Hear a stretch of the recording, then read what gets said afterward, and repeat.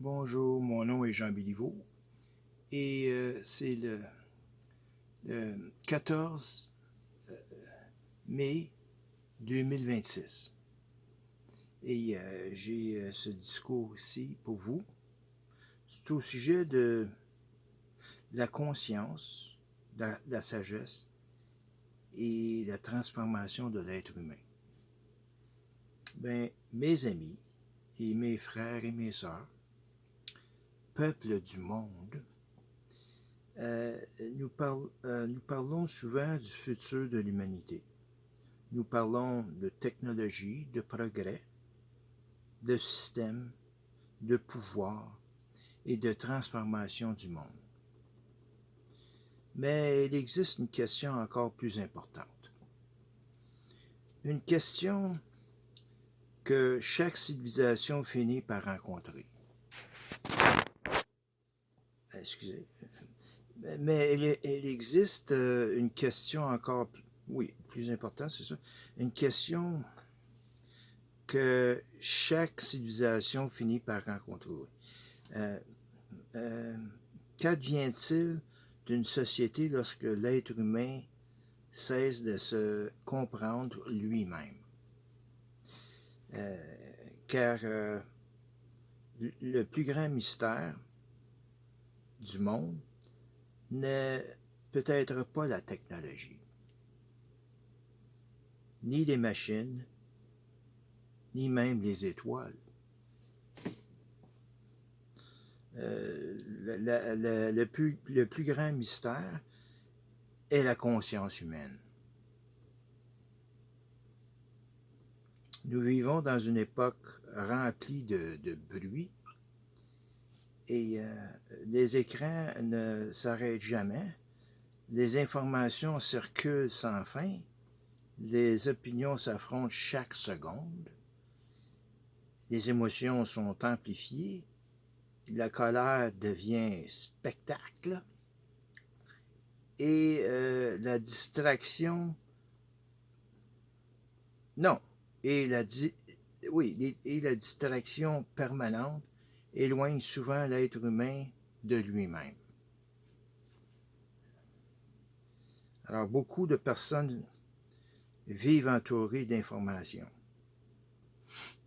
mais sans véritable compréhension intérieure. Nous savons comment produire plus, comment aller plus vite, comment connecter des milliards d'individus, mais savons-nous encore comment réfléchir profondément? Savons-nous encore écouter, observer, comprendre et maîtriser nos propres pensées? Le monde moderne pousse souvent l'être humain vers l'extérieur. Toujours plus de communication, non, et de consommation, et toujours plus, ben, pas de communication, mais de consommation, pardon. Toujours plus de réactions, toujours plus de vitesse, mais rarement vers le silence intérieur. Rarement vers la sagesse, et pourtant, une civilisation peut survivre longtemps si sa puissance dépasse sa maturité. Oui, une civilisation ne peut survivre longtemps si sa puissance dépasse sa maturité. L'histoire humaine nous a montré à plusieurs reprises, des sociétés puissantes se sont effondrées parce qu'elles avaient développé leurs armes, leur richesse ou leur domination plus rapidement que leur conscience. Voilà pourquoi la transformation intérieure devient essentielle. Nous devons apprendre à reconstruire l'être humain lui-même. Non pas un être humain parfait, mais un être humain plus conscient, un être humain capable de réfléchir avant de détruire, de dialoguer avant d'haïr, de comprendre avant de juger et de maîtriser ses impulsions plutôt que d'en devenir esclave. La véritable force n'est pas seulement physique ou technologique. La véritable force est intérieure.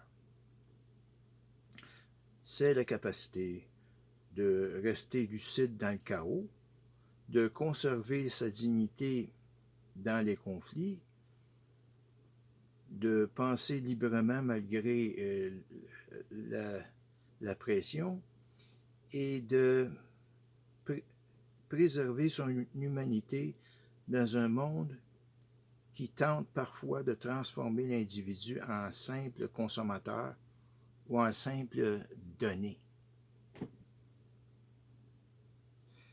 Aujourd'hui, beaucoup de personnes cherchent un sens.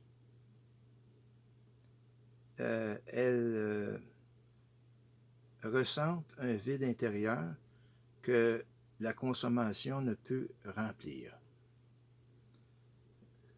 Car l'être humain ne vit pas uniquement de matière.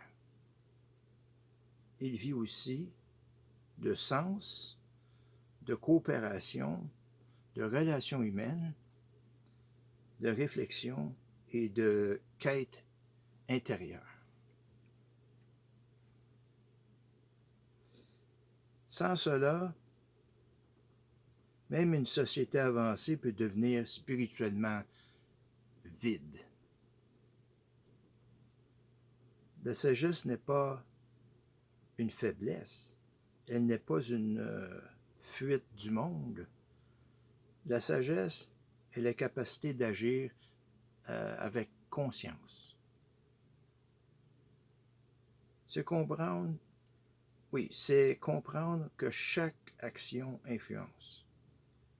influence les autres, les générations futures et l'équilibre du monde humain. Un être humain sage n'est pas celui qui prétend tout savoir. C'est celui qui continue d'apprendre, celui qui accepte le doute, la remise en question et la complexité du monde. Nous devons aussi apprendre à maîtriser nos émotions. La peur et la colère peuvent facilement être utilisées pour manipuler les peuples, les réseaux, les idéologies et certains systèmes qui exploitent souvent les réactions immédiates, mais une conscience développée apprend à ralentir, à réfléchir avant de réagir, à chercher la vérité plutôt que le conflit permanent. Notre époque a besoin d'individus capables de stabilité intérieure. Car sans stabilité intérieure, il devient difficile de construire une stabilité collective. Voilà pourquoi notre mouvement parle de conscience. Pas comme une idéologie imposée, mais comme une discipline intérieure, une manière d'apprendre à penser et à observer, à dialoguer et en fin de compte à évoluer. Les symboles spirituels et philosophiques que j'ai évoqués auparavant représentent pour moi des archétypes de transformation humaine. Ils rappellent que les civilisations anciennes cherchaient déjà à comprendre l'esprit et l'ordre, la responsabilité et le rapport entre l'être humain et l'univers.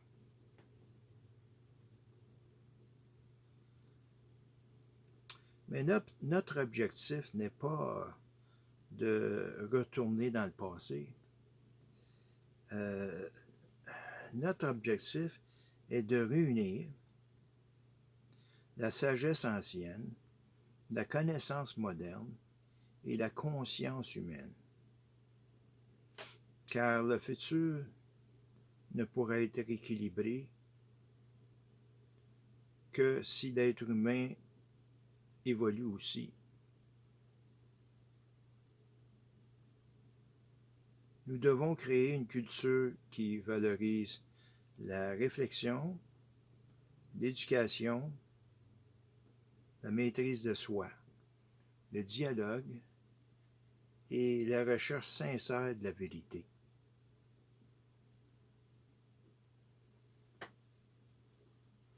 Ou de vérité. L'humanité doit apprendre à devenir plus mature, pas seulement plus puissant, car sans maturité morale et intellectuelle, même les plus grandes avancées peuvent devenir dangereuses. Je crois profondément que l'avenir appartiendra non aux peuples les plus agressifs, mais aux peuples capables de coopération, de sagesse, d'adaptation et de conscience. La transformation de l'humanité commence donc à l'intérieur de chaque individu, dans nos pensées, dans nos paroles, dans notre manière de traiter les autres, dans notre capacité à rester humain malgré les tensions du monde moderne.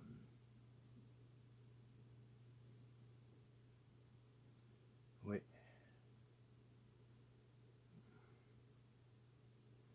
Ça fait que c'est ça.